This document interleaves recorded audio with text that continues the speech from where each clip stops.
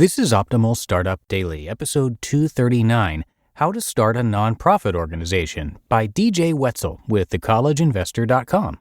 And I'm Dan, and I'm here every single day reading to you from some of the best blogs on entrepreneurship. We take this great content, we get permission from the authors, and then we bring it to you in audio form.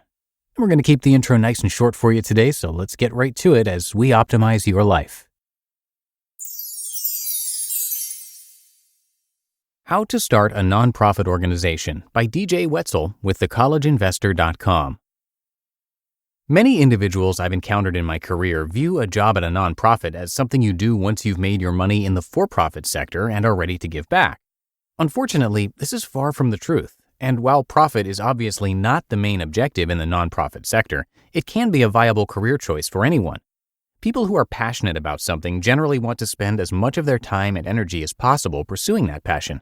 Your passion can range in anything from animal rights, adoption advocacy, support for breast cancer awareness, feeding the poor, curing AIDS, reducing homelessness, and the list could go on and on.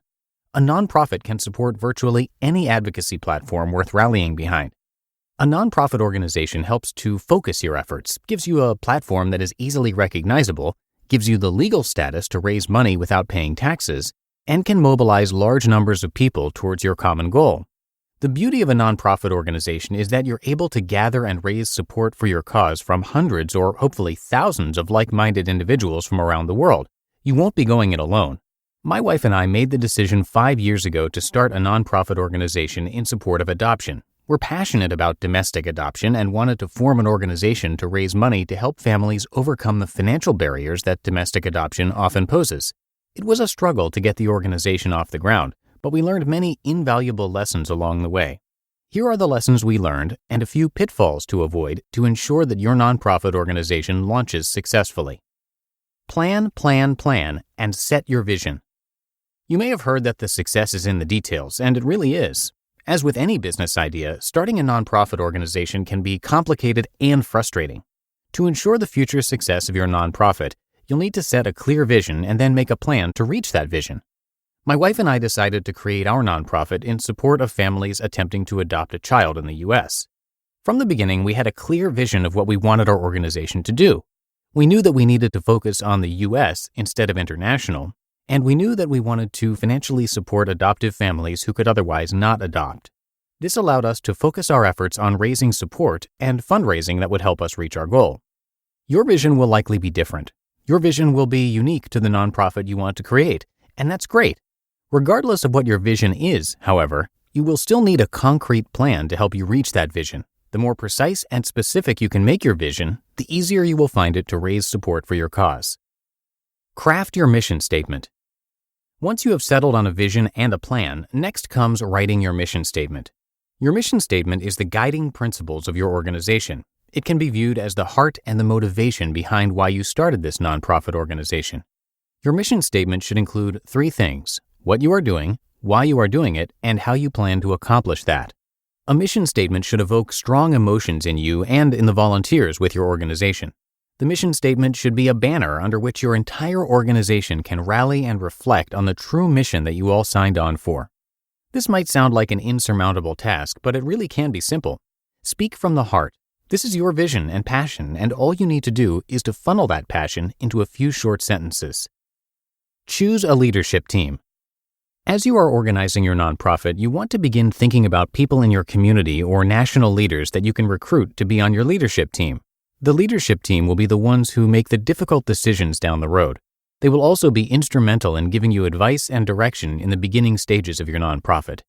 You should look for proven leaders who have experience working in the field you wish to serve, or others who have successfully led other organizations. Also look for proven business leaders who can help you manage your growing nonprofit. You should also look for people who are very good at fundraising and who could bring a large network of support to help in your cause. Your organization will only be as good as the leadership team that is behind it. Secure a legal entity. When you make the decision to start a nonprofit organization, you will have to secure a legal entity for your organization. This will likely be a 5013C corporation. This will give you tax-exempt status and allow you to be recognized as a legal entity. The paperwork for becoming a legal nonprofit will be found through your Secretary of State's office. There will be a filing fee, which differs in every state, and a lot of paperwork. You will also need to choose a legal name during this process, so make sure that you've settled on that already. Begin to fundraise. Once you have created a legal entity, created your vision and mission statement, and secured your leadership team, you can begin to fundraise. And fundraising is the backbone of any nonprofit. Since you won't be in business to make a profit, you have to find money from somewhere. This can take a million different approaches as to the best way to fundraise. And that is why it is critical that you get someone on your leadership team with fundraising experience. One of the easiest ideas is to organize a 5K run walk in your local community. This will help you raise money, and it will also promote your organization within your community. You can recruit corporate sponsors, and if done correctly, you can raise thousands of dollars for your cause. That is just one idea of thousands. The more creative, the better success you might see. There are hundreds of well-articulated articles on this subject, so a quick Google search should give you plenty of ideas for profitable fundraisers. Surround yourself with talented people. Just as with your leadership team, the quality of people you choose to help you run your nonprofit will determine how successful it will be. At first, you may only start with volunteers. Eventually, you'll get to a point where you can pay some folks a small wage to work at your nonprofit. Regardless, you want people who are also passionate about your cause. They must agree with your vision and mission statement, and they must be willing to go the extra mile to help your nonprofit succeed. Hiring employees or recruiting volunteers can be intimidating if you haven't done it before, but just remember that you need to protect your mission statement and hire people who will help you reach your vision. That should make your selection process a little bit easier. Have fun. Finally, you just need to have fun. It's very important to remember the passion that caused you to start your nonprofit in the first place. With all of the minutiae of starting a nonprofit, hiring staff, fundraising, and managing, you might get lost in the details. Be creative, share your passion with everyone, and remember the joy that caused you to start your nonprofit in the first place. If you focus on these things, you will be successful and make the world a better place. You just listened to the post titled How to Start a Nonprofit Organization by DJ Wetzel with thecollegeinvestor.com. Now, after years of those fine print contracts and getting ripped off by big wireless providers, if we've learned anything, it's that there's always a catch. So when I first heard that Mint Mobile offers premium wireless service starting at just $15 a month, I naturally thought, what's the catch? But after speaking with them and using their service, it all made sense. There isn't one. Mint Mobile's secret sauce is that they're the first company to sell wireless service online only. By cutting out retail stores, there's no crazy overhead costs to get passed down to you in the form of mystery fees. Instead, Mint just passes on sweet savings direct to you. I was able to switch out my SIM card, which was super easy, and cut my wireless bill, saving about $40 a month. This is the fastest money I've ever made. All the plans come with unlimited talk and text, plus high-speed data delivered on the nation's largest 5G network.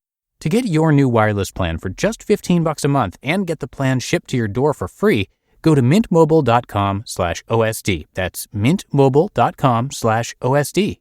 Cut your wireless bill to $15 a month at mintmobile.com/OSD. All right, I want to give a thanks to DJ, who is a guest writer on thecollegeinvestor.com. He works in financial services at a large public university. Now, the mission of the College Investor is to help you escape student loan debt so that you can start building real wealth. And that's through helping you navigate the financial decisions that you're going to have to make at each step of your journey. The College Investor is a really valuable site. It provides advice, guidance, guides, and review tools. There are a bunch of free tools for you to use there on the site and a bunch of different categories in terms of information. Now, the site's owner, Robert Farrington, also has a podcast of his own called the College Investor Audio Show that you can check out. Come by thecollegeinvestor.com for a lot more about that. His site, by the way, gets millions of readers every month for very good reason. But I think that's going to do it for today. Hope you have a happy Thursday, and thanks, as always, for being a subscriber to our show. So have a great one, and I'll see you back here tomorrow for the Friday show, where your optimal life awaits.